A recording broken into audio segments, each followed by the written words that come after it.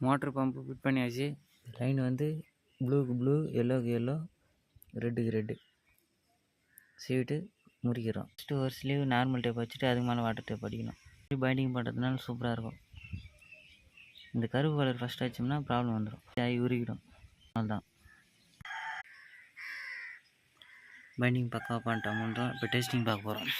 இதுமாதிரி ட்ரம்மில் தண்ணி ஊற்றி ஓகே ஓரளவுக்கு போதுமானது கரெக்டாக வருது. டெஸ்டிங் ஓகே தான். இதுமாதிரி ப்ளூ ட்ரம்மில் போட்டு செக் பண்ணுறோம். பவர் வந்து 220 வோல்ட்டு ப்ளஸ்ஸு 10 வோல்ட்டு, 10 ஆம்ஸ் கம்மியாக இருக்கணும். இந்த அடாப்டரில் நல்லா மழுக்கு போட்டுன்னு கயிறுக்கு நல்லா பைண்டிங் பண்ணிடணும். நம்ம எப்பவுமே இதுமாரி சொக்கா போட்டு தான் இருக்குது. பின்னாடி ஒரு டம்மி, மேலே ஒரு டம்மி போட்டு மூடிட்டு தண்ணி அது பாட்டம்லேருந்து வர மாதிரி செட்டிங். இது மாதிரி லேசாக முனையில் மட்டும் டேப் சுற்றிக்கணும். இந்த இடம் நல்லா சுற்றி வச்சாச்சு. டைட் பண்ணிக்கணும் பிகுவாக, நல்லா பிகிட் செம்ம டைட்டில் இருக்கணும்.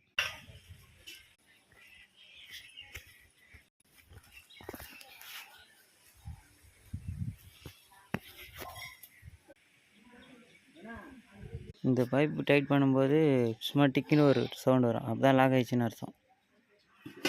ஒயரில் இதுமாரி மழுக்கு போட்டு இந்த பைப்பில் கட்டிங்கன்னா சரியாக போடும், நல்லா ஒயர் தொங்காமல் இருக்கும். என்ன சொல்கிறது? இந்தமாரி டேப்பு சுற்றி கூட போடலாம், ஆனால் அது கட் பண்ணும்போது போர் உள்ள விழுந்துடும். அதனால தான் நம்ம ஒயர் போட்டு கட்டுறோம். அட்ஜஸ்ட்மெண்ட் வச்சு இந்த போர் கிளாம்ப் டைட் பண்ணிக்கிறோம் ஃபுல்லாக 2 பக்கமும். அதேமாதிரி எக்ஸ்ட்ரா இருக்கிறது ஒயர் வந்து மச்சு கீழே விட்டுக்கிறோம். இந்த பிளாஞ்சி மாட்டும் போது லெதர் வச்சு மாட்டணும், லைட்டாக க்ரீஸ் அடிக்கணும், அப்போ தான் கொஞ்சம் பெட்டராக இருக்கும் நெக்ஸ்ட் டைம் கட்டும்போது. சின்ன தவறு என்னென்னா, இங்கே வச்சுக்கிற கிளாம்பு மாதிரி ஆப்போசிட்லேயும் 2 கிளாம்பு வச்சிங்கன்னா அது கைட்டி எடுத்துக்கலாம். நம்ம ஏடாவிடமாக கைட்டி சொருந்தனால ஒரு கேட் வால் டேமேஜ் ஆகிடுச்சு. இதுக்கு முன்னாடி நம்மளுக்கு இந்த அனுபவம் இல்லை. இந்த தவறு யாரும் செய்யாதீங்க. இந்த மாதிரி வண்டி விடும். இந்த இடத்துல இதே மாதிரி கிளாம்பு இங்கே வச்சுக்கணும், அப்போ தான் சூப்பராக இருக்கும். இதில் வந்து ஃபஸ்ட்டு எப்பவுமே ஸ்டார்டிங்கில் 6 ஆம்ஸ் வச்சுங்க, இல்லை 7, அதுவும் பார்த்தலாம் 8, ஸ்டெப் பை ஸ்டெப்பாக அட்ஜஸ்ட்மெண்ட் பண்ணினாங்க.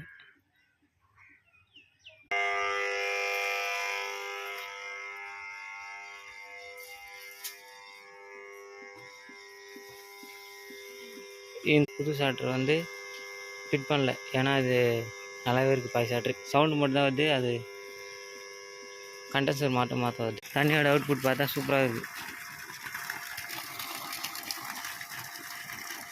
என்ன ஒன்று 1.5 HP விட இது வந்து ப்ரெஷர் கொஞ்சம் கம்மி தான், இருந்தாலும் போதுமானதாக இருக்குது.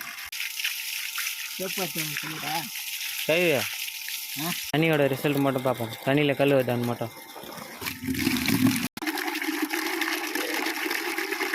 இந்த தகவல் பிடிச்சாதுங்க, இல்லை பிடிச்ச தகவலை தேடி காத்துங்க. என்றும் புதிய தலைமுறை விவசாயிகளை நான் உங்களுக்கு கூட்டி பாருங்க.